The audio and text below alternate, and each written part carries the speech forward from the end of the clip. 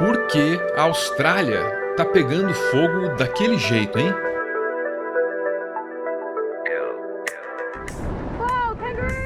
É verdade que essa época do ano é propícia a incêndios florestais na Austrália, mas o fato é que o período de seca está ficando mais longo e as temperaturas estão ficando mais altas. Ventos mais fortes também colaboram para dissipar os incêndios pelo território australiano. 2019 foi o ano mais quente da história do continente australiano.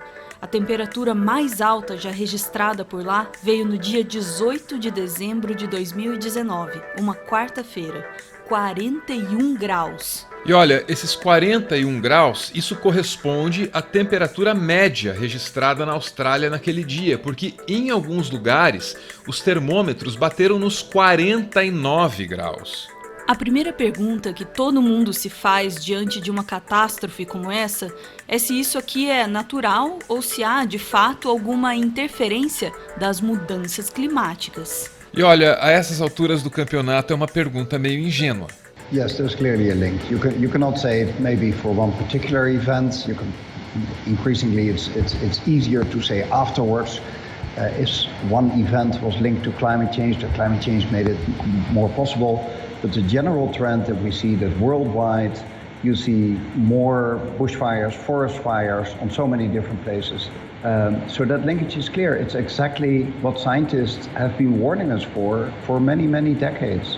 Okay, so they've been warning, and it is, you say, linked to climate change, but they're constantly described as unprecedented. Yes, and we will see more things that are unprecedented. We see now only 1 degree of warming.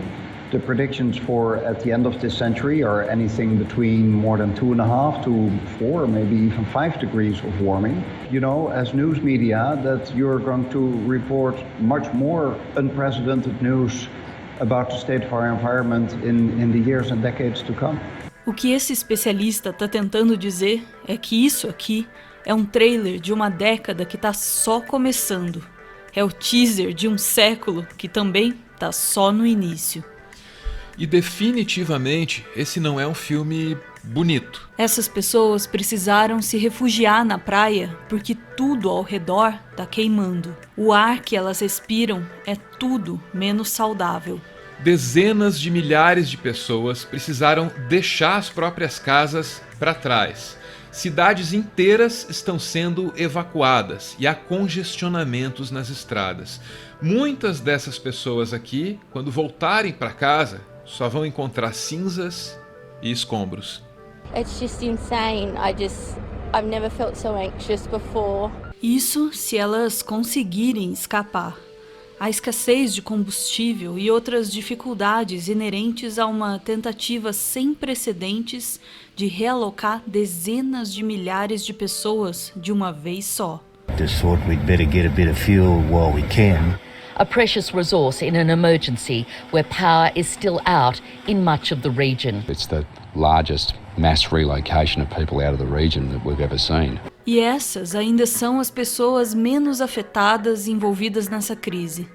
Pelo menos 19 mortes já foram confirmadas e tem mais gente desaparecida. Os números são pouco conclusivos porque a crise ainda parece longe do final. A previsão é de mais calor na Austrália nos próximos dias. O recorde de temperatura que foi registrado em dezembro, ele pode inclusive ser superado. The country is, more than a quarter of the country is on fire. Firefighters are working around the clock. Most of them are volunteers, by the way. They're not being paid. And the most concerning part of all is that we're expecting temperatures to rise in the next 24 to 48 hours. So our biggest battle may actually be ahead of us. A disposição e a coragem dos voluntários australianos impressiona. Essas imagens ajudam a dar uma dimensão do que esses caras estão encarando. Isso aqui foi gravado por voluntários dos bombeiros de South Wales. A caminhonete vai avançando no meio da fumaça, não dá para ver quase nada. O fogo chega perto demais. Eles improvisam alguma proteção.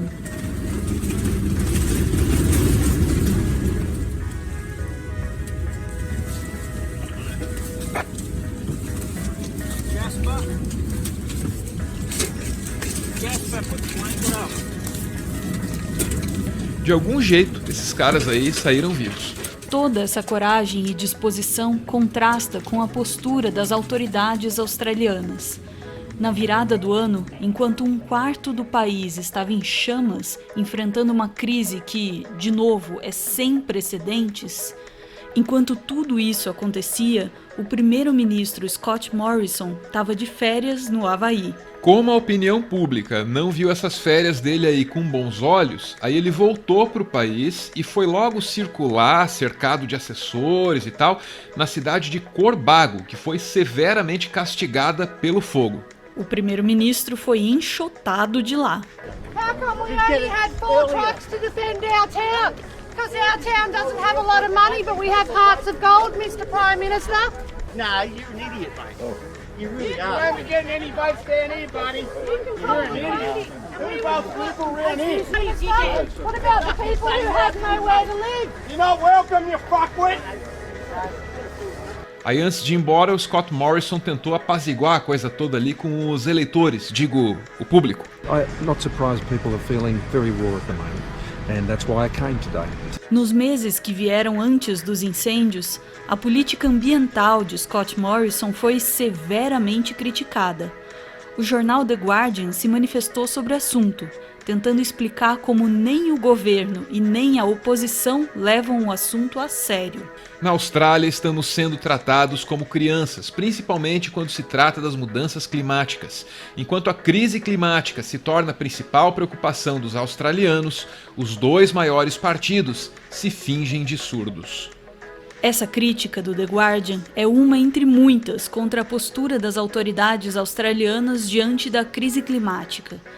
A política ambiental é a parte mais frágil da gestão de Scott Morrison, e o primeiro-ministro dá sinais de que sabe disso. Em setembro, quando o Scott Morrison discursou na ONU, ele usou quase todo o tempo a que ele tinha direito para se defender da acusação de que ele não leva o meio ambiente a sério. Australia's internal, though, and global critics on climate change willingly overlook or perhaps ignore our achievements, as the facts simply don't fit the narrative they wish to project about our contribution. Australia is responsible for just 1.3% of global emissions. Australia is doing our bit on climate change, and we reject any suggestion to the contrary. No Brasil, a comparação entre o que aconteceu na Amazônia e o que está acontecendo na Austrália, essa comparação aí foi inevitável. De fato, você pode até encontrar algumas semelhanças, embora no caso australiano não exista nada nem parecido com o infame Dia do Fogo. E se você não sabe o que foi o Dia do Fogo, saiba que a gente tem um vídeo sobre isso e que você pode ver, mas só se você quiser.